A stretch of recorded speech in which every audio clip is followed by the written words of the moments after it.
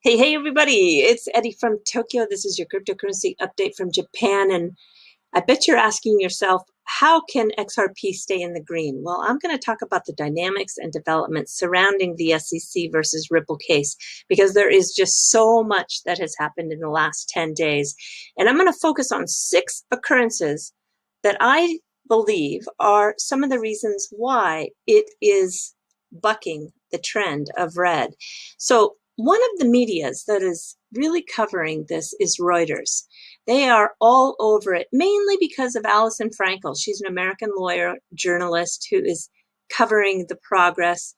She's a very seasoned writer. She's been with Reuters for years, and she wrote an article that was excellent on February 17th. It's available to read, but she is continuing to write, and her articles are behind a paywall on Westlaw. But we are really lucky because Mr. Garlinghouse gave an interview to Reuters today, and there are a lot of quotes that give us some insight as to what is happening. One of which is that Ripple has not experienced any fallout from Asia Pacific. When I go down to that quote, you can see that the lawsuit has hindered activity in the United States, but it has not really impacted what's going on for us in Asia Pacific, he said. And then went on in the interview from California to say that we have been able to continue to grow the business in Asia and Japan because we've had regulatory clarity in those markets. And he added that he did not know of any exchange outside of the United States that has halted XRP trading. Well, I think we can thank Mr. Yoshitaka Kitao of SBI. He's the largest outside shareholder. He's also a director. He's a huge bull when it comes to crypto, and he loves XRP. Also, in addition, Mr. Garlinghouse said we're seeing the activity of XRP Liquidity has grown outside the United States and continued to grow in Asia, certainly in Japan. Yeah, I'm really happy that Mr. Kitao is stepping up to the plate and making it very, very evident that this digital asset has utility and a lot of value. So when we take a look at those 6 reasons in particular, and these are ones that I really do believe are all together adding up to why XRP is being so resilient. We have first the motion to dismiss that was filed by Brad Garlinghouse. We found that there are a lot of valid reasons. And there's also the motion to dismiss from the team representing Chris Larson. It's very convincing. Mr. Larson identified defects in the SEC's original complaint by way of a private letter, and the SEC attempted to remedy these defects by amending the complaint. And those attempts have been really inadequate because it still fails to state a claim. You know, there's no state of mind proof for aiding and abetting the portion of Section 15B of the Securities Act, and FinCEN and the DOJ, the Department of Justice, they took a position on XRP that it was a virtual currency and totally incompatible with what is being called a security. And the amount of time that they have taken and provided no guidance through all those years is just really, really damaging for them. Number 3, Japan is using XRP, the digital asset, to move money as a bridge currency to Singapore, as I covered in my video just a couple of days ago. And not only that, is that, and this is probably the biggest thing coming out of Japan, is that the CEO for FX Coin, Tomo Onishi, he's a PhD in economics. He's worked at no less than 3 different banks. I mean, the guy is a brain when it comes to moving money and the FX markets. He says that he's convinced XRP has even greater potential in expanding the swap market for crypto assets, and that FX Coin is going to do it. So this card, which if you didn't see it out on Twitter, was created by Stedis at STEDAS. And he is just now selling the coolest Moon Mission 2021 posters that you can pop yourself into a moon suit and put it on your wall. I love it. I love it. Okay, keeping it going. Number 5, there's a 13-page white paper on CBDCs that is circulating now in conjunction with what Ripple says they're going to do and give the banks what they want, and that's provide a private ledger.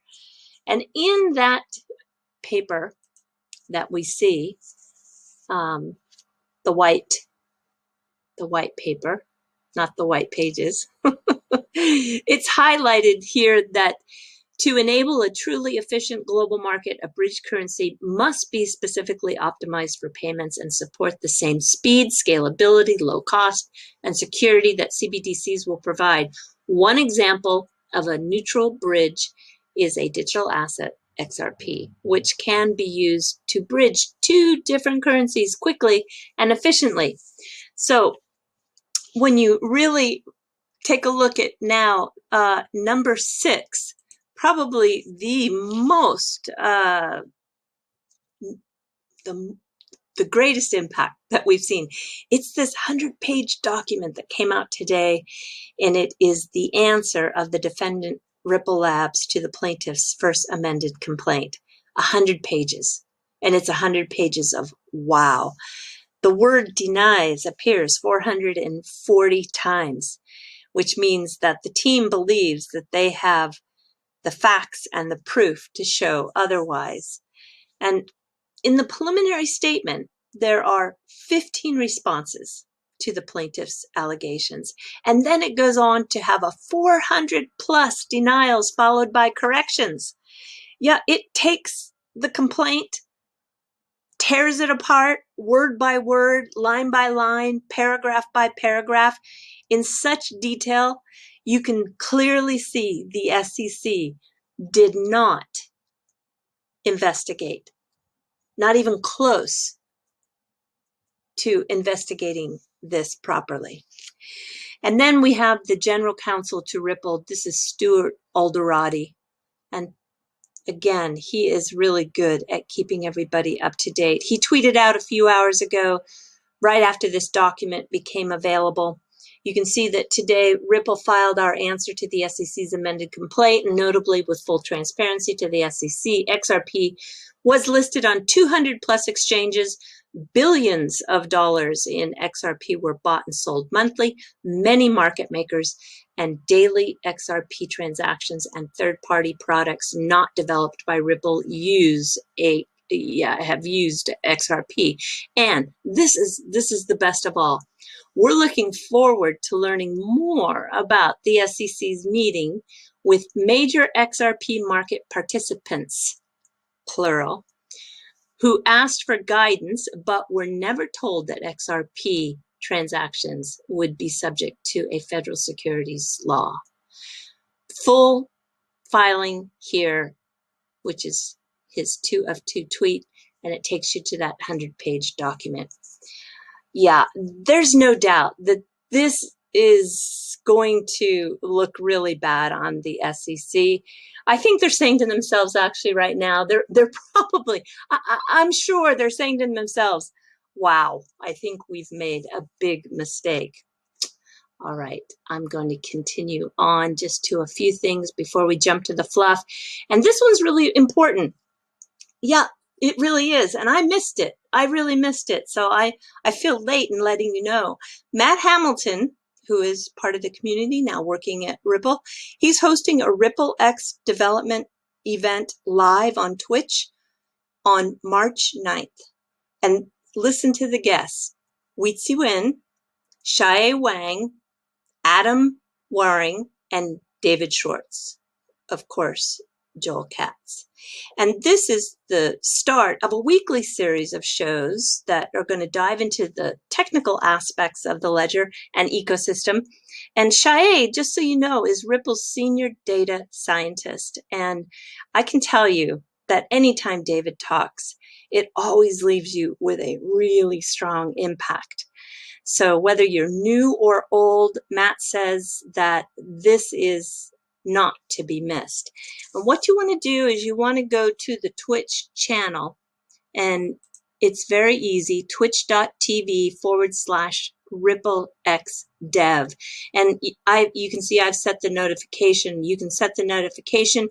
I would do that because if you're not a Twitch registered user, you'll want to get that out of the way before you're scrambling to get that done, and then you get yourself late into the event. So I think it's great, and I just want to thank Matt for really putting this all together. All right, I'm jumping to the fluff. Yes, it's the first healthy Kit Kat. They tried one 10 years ago. I think it was a total failure.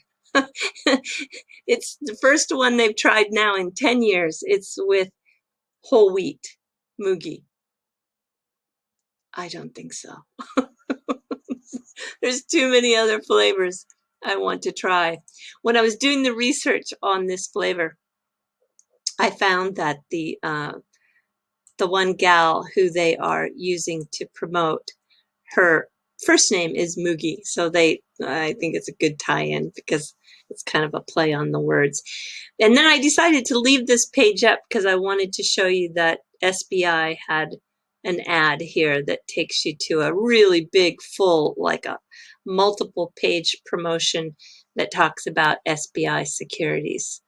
And then, do you know about the Dear Moon project? Yeah, I'm really in the wrong way again, huh? Yeah. So Dear Moon, this is going to be the first private space flight, and they're going to actually go past the moon. It's being spearheaded by Yusaku Maezawa. He is like the second wealthiest entrepreneur in Japan. I think Masayoshi Sonsan is number one. The Uniqlo founder is, I think, number 3. I think Maezawa-san is number 2. But anyway, he is a real interesting guy. And he's paid for 8 more seats that he has invited people from around the world to join him. This is going to be the Starship, and it's built by SpaceX, by Elon Musk. And you know, it's going to take 3 days for them to get to the moon. And I think there's going to be 10 to 12 people total, it says, so they'll have a little bit of crew. And Maezawa-san is inviting artists, and he's really, you know, whether you're a singer, you're a dancer, you're a writer, any creative guy. He's a huge art collector. Like, he must be going wild with NFTs right now.